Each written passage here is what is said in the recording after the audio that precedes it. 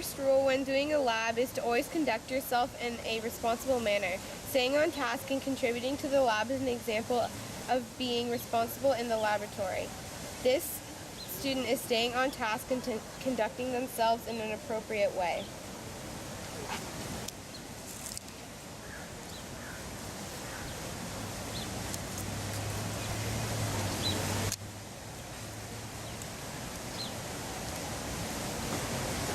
If a student were messing around and not following the lab procedures, Rule 1 would not be obeyed. This student is doing what he or she knows not to do.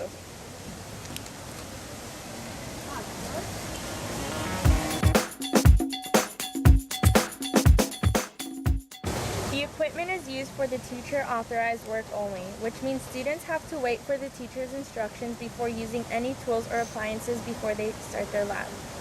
This student is waiting for the teacher's instructions and noticing that the materials are used for teacher-designated use only.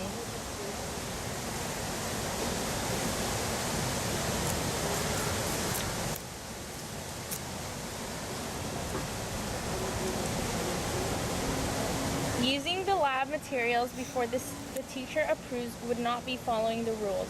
That student would face consequences.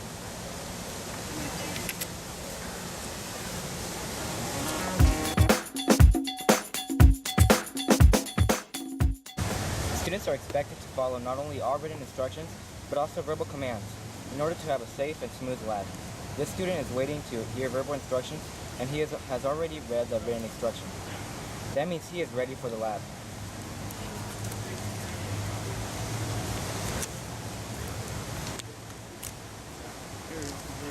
If a student should fail to complete the task, the lab will not go as planned, and most likely the experiment will not go right.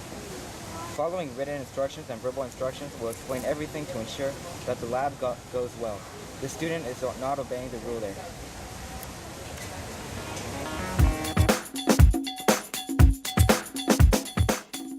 The last rule to make sure that the lab is completed the right way is to make sure that none of your group members are eating inside the classroom.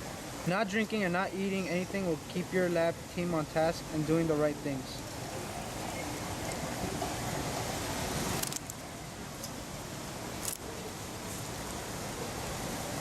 Failure to follow this rule will result in the lab not going right, and some of the food might get mixed up with the chemicals or materials used in the lab.